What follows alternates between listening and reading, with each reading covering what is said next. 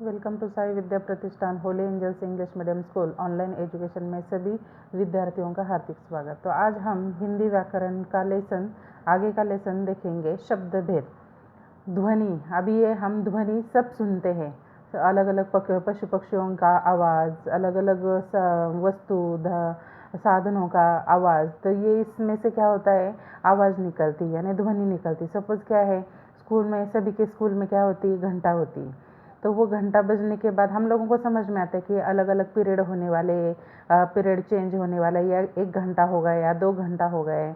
ऐसे हम लोगों को उस घंटा बजने के बाद हम लोगों को समझ में आता है ये क्या है, घंटा बजने के उसमें से जो आवाज़ निकलता है उसे क्या कहते हैं, ध्वनि। तो ध्वनि किस तरह से होता है वो शब्द हम जानेंगे, यानी ध्वनि कैसे शब्द से हम लोग देख सकते हैं।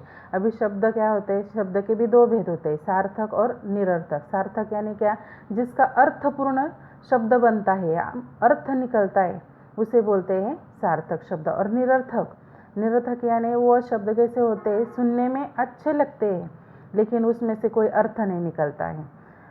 अर्थ तो शब्द तो बनता है लेकिन उसमें से अर्थ, सही अर्थ यानी अर्थपूर्ण अर्थ नहीं निकलता है, इसीलिए उसे निरर्थक शब्द बोलते हैं। अभी सार्थक शब्द के भी 2 भेद होते हैं, सव्यय और अव्यय। सव्यय को भी हम लोग क्या बोलते हैं, विकारी शब्द बोल सकते हैं, अव्यय को अविकारी शब्द बोल सकते हैं। उन दोनों में भी क्या है, 4 भेद है। सव्यय में कौन कौन से भेद है, संज्ञा, सर्वनाम, विशेषण और क्रिया। और अव्यय में क्रिया विशेषण अव्यय, संबंध सूचक अव्यय, समुच्चय बोधक अव्यय और विस्मय बोधक अव्यय। ये क्या है, 4 भेद होते हैं। अविकारी यानी अव्यय के ये 4 भेद है। अभी हम लोग शब्द की परिभाषा देखेंगे, यानी सार्थक अक्षरों को या सार्थक अक्षर समूहों को शब्द कहते हैं। कभी एक ध्वनि से या एक से अधिक ध्वनियों के योग से, योग यानी क्या, मेल से, मिलन से शब्द बनते हैं। जैसे कि रामू, नदी, घोड़ा, हिमालय आदि। ये शब्द क्या है, ये वर्ण अलग अलग वर्ण से यानी अक्षर समूह से क्या बने हैं, रामू शब्द बना है, नदी बना है, घोड़ा बना है, हिमालय बना है। यानी अलग अलग जो शब्द बनते हैं उसे क्या बोलते हैं, हम लोग शब्द बोल सकते हैं। यानी अलग अलग वर्ण से हम लोग मिलकर एक अर्थपूर्ण शब्द बनता है उसे क्या बोलते हैं, या ध्वनियों से, एक या अधिक ध्वनियों के योग से शब्द बनता है। ओके, आगे देखते हैं सव्यय। जिस शब्द में लिंग, वचन, पुरुष आदि के अनुसार परिवर्तन या बदल होता है उसे सव्यय शब्द कहते हैं। जैसे कि लड़का और लड़की, ये यहाँ उन दोनों में क्या हो गया, लिंग परिवर्तन, लड़का लड़की और लड़कियाँ, यानी क्या है, वचन बदल हो गए। हम लोगों ने देखा है, ऊपर ही देखा है, जिस शब्द में लिंग, वचन, पुरुष आदि के अनुसार परिवर्तन होता है या बदल होता है उसे सव्यय शब्द कहते हैं। जैसे कि लड़का, अभी ये शब्द है, एक शब्द है लड़का, उसमें उसका क्या हो गया है, लिंग परिवर्तन, यानी क्या हो गया है, लड़की, उसका जेंडर हम लोगों ने चेंज कर दिया तो उसका क्या होता है, शब्द बनता है लड़की। और वचन यानी अनेक वचन किया उसका तो लड़की का लड़कियाँ। समझ में आया, यानी इन शब्दों को क्या कहते हैं, हम लोग सव्यय कहते हैं, यानी विकारी शब्द। आगे देखते हैं अव्यय। संज्ञा, सर्वनाम, विशेषण तथा क्रिया में लिंग, वचन, पुरुष आदि के अनुसार कोई विकार या परिवर्तन नहीं होता है, उन शब्दों को अव्यय कहते हैं। उदाहरणार्थ आजकल, सामने, किंतु, परंतु आदि।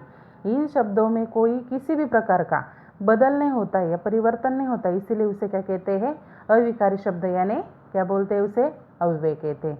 उदाहरण देखते हैं, लड़का बाहर खड़ा है, लड़की बाहर खड़ी है, लड़के बाहर खड़े हैं, हम बाहर खड़े हैं। यानी ये बाहर जो शब्द है, ये क्रिया जो है, उस क्रिया में कोई बदल नहीं होता है। लड़का हो यानी उसमें क्या, हम लोगों ने जेंडर चेंज किया, लड़की हो गई, लड़के का क्या हो गया, हम लोगों ने किया लड़के, यानी अनेक वचन किया। और हम भी क्या हो गए, बहुत सारे हो गए। ये सभी लिंग, वचन, विशेषण, संज्ञा आदि के अनुसार बदल होता है।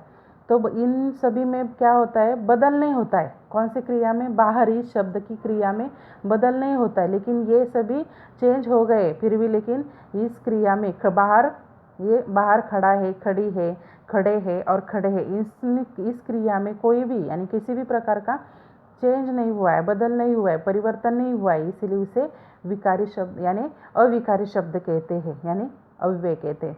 अभी अव्यय के भी भेद हैं। तो पहला भेद हम लोग जानेंगे, क्रिया विशेषण अव्यय। उसकी परिभाषा देखते हैं। जो अव्यय क्रिया की विशेषता बताता है, यानी क्या, क्रिया की विशेषता बताता है या स्पष्ट करता है, उसे क्रिया विशेषण अव्यय कहते हैं। देखते हैं हम लोग उदाहरण। यहाँ राज्य का बड़ा कर्मचारी रहता है। यहाँ यानी किसी भी गांव का, यहाँ यानी इस जगह पर क्या बोल सकते हैं हम लोग, कोई हम लोगों को बता रहा है कि यहाँ इस जगह पर राज्य का बड़ा कर्मचारी रहता है, यानी यहाँ ये का क्या होगा, एक क्रिया विशेषण, यानी कर्मचारी, राज्य का कर्मचारी रहता है, ये क्या होगा, एक क्रिया का हम लोगों को विशेषता बताता है। ये यह शब्द ये हम लोगों को विशेषता बताता है।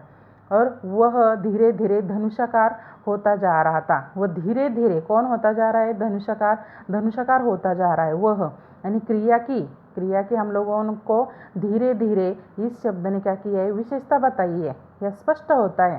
यानी धीरे धीरे यानी क्या, एकदम स्लो, या जल्द हम लोग बोल सकते हैं, जल्दी बोल सकते हैं। तो ये क्रिया की क्या हो गई, विशेषता बताए। धीरे धीरे इस शब्द ने उस सेंटेंस का यानी इस वाक्य का क्या किया है, क्रिया का क्या धनुषाकार होता जा रहा है। इस क्रिया का क्या है, किया है, हम लोगों को विशेषता स्पष्ट की है, इसीलिए उसे क्या कहते हैं, क्रिया विशेषण अव्यय। आगे का उदाहरण देखते हैं। बेचारी को काफ़ी दुख है। बेचारी यानी कोई औरत है, दुखियारी है, तो उसको क्या है, काफ़ी दुख है, यानी बहुत सारा, ढेर सारा क्या है, दुख है उसे। और इसीलिए उसे क्या कहते हैं, काफ़ी, ये शब्द क्या कहता है इस वाक्य का, बेचारी यानी उस औरत का क्या किया है, उसने उसका विशेषता बताई है काफ़ी शब्द ने, इसीलिए उसे क्रिया विशेषण अव्यय कहते हैं। सूचना में देखते हैं, क्रिया विशेषण अव्यय स्थान, काल, रीति और परिणाम सूचक होते हैं। यानी क्रिया विशेषण अव्यय में भी 4 भेद होते हैं। कौन कौन से, स्थान सूचक, काल सूचक, रीति सूचक और परिणाम सूचक होते हैं। यानी ये 4 भेद होते हैं, वो हम लोग आगे के पार्ट में देखेंगे। Thank you.